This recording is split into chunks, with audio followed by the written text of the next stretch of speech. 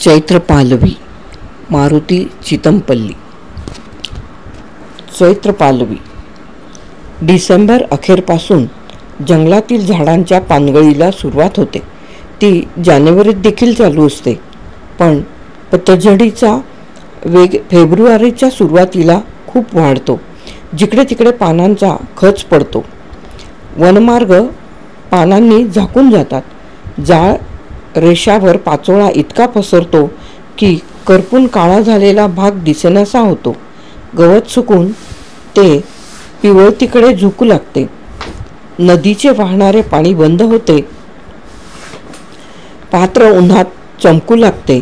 कुठे कुठे खोलगट भागात पाणी साचलेले असते. त्यातही आता हिरवेगार शेवाळ दिसू लागते. पाचोळ्याने त्यांचा पृष्ठभाग झाकून जातो. पाणी सडू लागते. कुठे डोहात काळेभोर पाणी दिसते. त्याने मात्र सारी पानगळ पोटात घेतलेली असते. शतकानुशतके तळात साठलेल्या पाचोळ्याच्या गाळाच्या रंगाने डोहाचे पाणी काळे दिसते.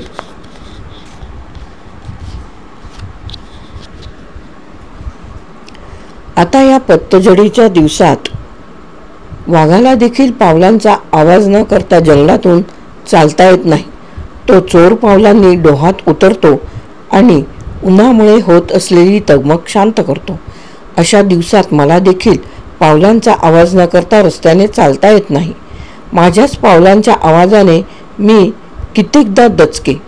असे चालले की जमिनीवरचे पक्षी चरू लागताना त्याची सावट ऐकू येते. मोर तुरुतुरु पाचोळ्यातून चालत यायचा तेव्हा वाटे कोण जनावर आहे.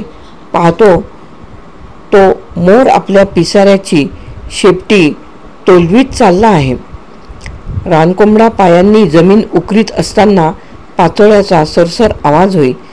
तशाच लाल रंगाच्या चकोत्र्या, त्यांना जर माणसांची चाहूल लागली की कोकलत सैरावैरात धावायच्या. कितीतरी वेळ त्यांची सावट त्या दूर जाईपर्यंत ऐकू येई. रस्त्याच्या कडेला मिश्किल 7 बहिणींचा थवा पाचोळ्यात चरताना प्रत्येक पान त्या चोचीने उलथापालथ करून जीवाणू टिपायच्या. मोठा गलाटा करीत इकडून तिकडे उडायच्या. तेव्हा हळूवार पानगाळ होत असल्याचा भास होई. वर्षभर मी ह्या वनराईचे सौंदर्य पाहत होतो. वर्षा ऋतूत न्हावून निघालेली वनश्री, पावसाळ्यानंतर तेजपुंज झालेली वनश्री, वृक्षाखालील झुडपे इतकी वाढली की मला 5-10 फुटा पलीकडे दिसायचे नाही. वाटे यात एखादे अस्वल तर लपले नाही. एखाद्या बिबट वाघाचे डोळे तर आपणाला पाहत नसावेत.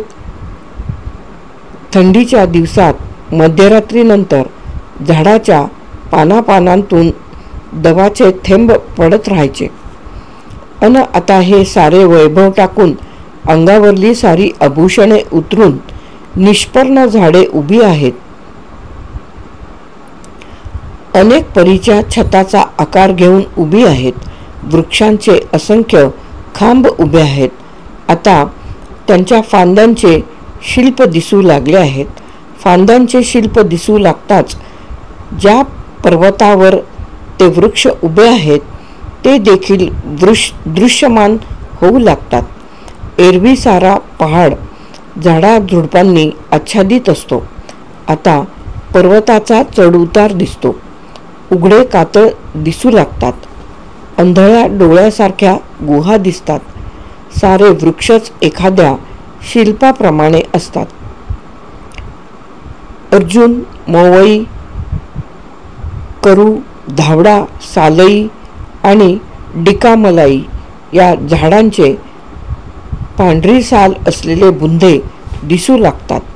खरबुजी साल असलेली 4 उभी असते. सुसरीच्या पाठीसारखी साल असलेली ऐनाची उंच उंच झाडे उठून दिसतात. तिवस, बीजा, टेंभुर्णी, काकड व गरारी यांच्या साली देखील खरबरीत काळपट वर्णाच्या बेहडा, पिंपळ, उंबर, मोहा व सातवील या झाडांच्या बुंद्यांना पंख फुटावेत असा आकार दिसू लागतो. या त्यांच्या आधारभूत मुळ्यामुळे ही प्रचंड झाडे तोल सांभाळून उभी असतात. कदंब,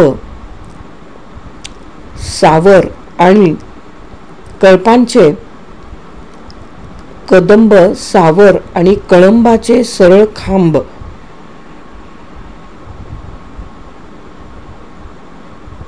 पार आकाशाला भिडलेले असतात.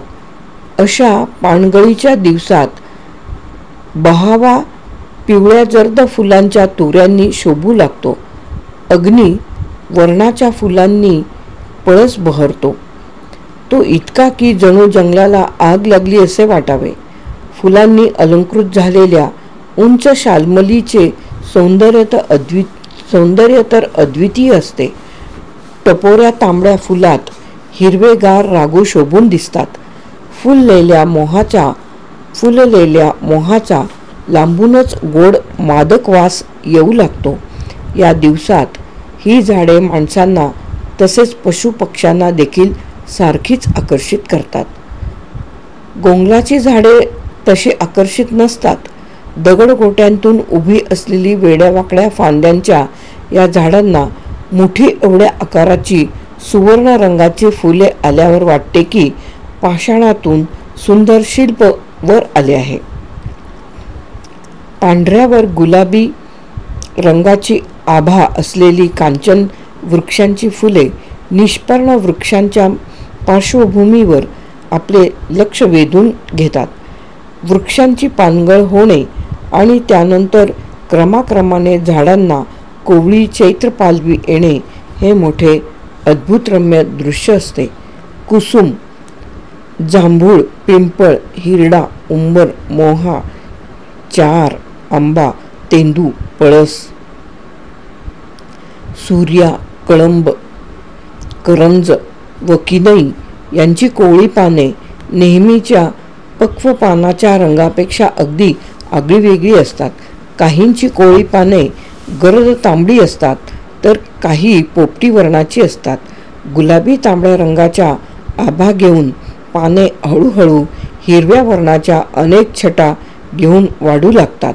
पानाचे रंग रोज बहरत असतात. हिरव्या रंगाची किमया पाहावयाची असेल तर या दिवसात वनश्रीकडे बघत राहावे. जणू हिरव्या रंगाचे संमेलनच भरलेले असते. एरवी झाडाच्या खोडावरील ढोल्या आणि छिद्रांचा आकार डोळ्यात भरत नाही. आता मात्र ती विविध प्राण्यांची रूपे घेऊन दिसू लागतात. एखाद्या ढोलीत बसून घुबड तुमच्याकडे पाहत असते. एकटे दुकटे पाहून ते तुम्हाला खांदे उंचावून चिडवीत असते. छिद्रातून पोपटाची इवलीशी पिल्ले बाहेर डोकावत चारा घेऊन येणाऱ्या आपल्या माता पित्यांची वाट पाहत असतात. मध्येच एखादी घोरपड सर्पासारखी हळूच छिद्रातून डोकावते. एखाद्या मोठ्या ढोलीतून उदमांजर आपली पिले घेऊन बसलेली दिसते. मिश्किल पिले तिच्या अंगाखांद्यावर खेळताना दिसतात. वृक्षांना हिरव्या वेली कशा वेढलेल्या असतात ते याच दिवसात दिसतं.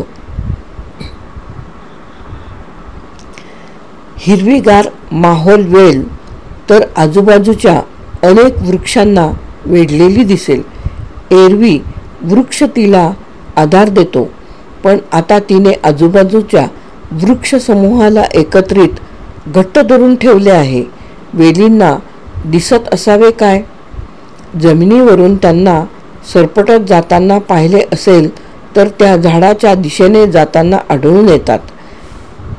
वारा वाहू लागला की साऱ्या ढोली छिद्रांतून जशी बासरी वाजावी तसे स्वर निघतात. वीणांच्या तारेचा झंकार होतो तसा वेलीचा होतो. सारे नाद जागे होतात. हरोळ्या एका झाडावरून दुसऱ्या झाडाकडे उडत चालल्या की त्यांच्या पंखांचा फडफड आवाज येतो. एरवी क्वचितच दिसणाऱ्या हरोळ्यांचा थवा सकाळच्या कोवळ्या उन्हात निष्पर्ण वृक्षाचा शेंड्यावर उन्हे खात बसलेला असतो.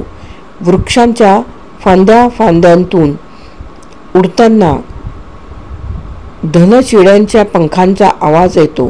ही दोन्ही पाखरे केवळ पंखांच्या सावटीने सहज ओळखता येतात. उंच विशाल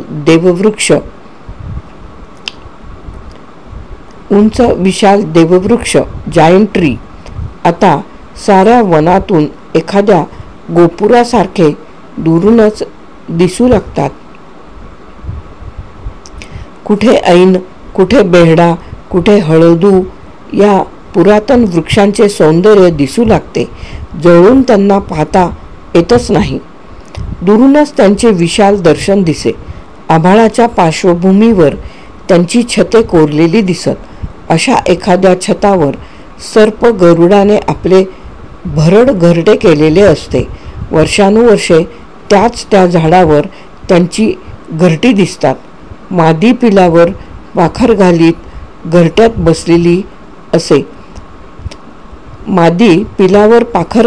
घरट्यात बसलेली असे तर गरुडराज सारे आसमंत आपल्या आवाजाने निनादून सोडी. कड्यावरच्या कातळावर एखादे करूचे झाड उभे असे. रात्री त्याच्या फांद्यावर मोराचे कुटुंब बसलेले असे. चांदण्या रात्री आभाळाच्या पार्श्वभूमीवर त्याच्या मनोहर सावल्या दिसायच्या.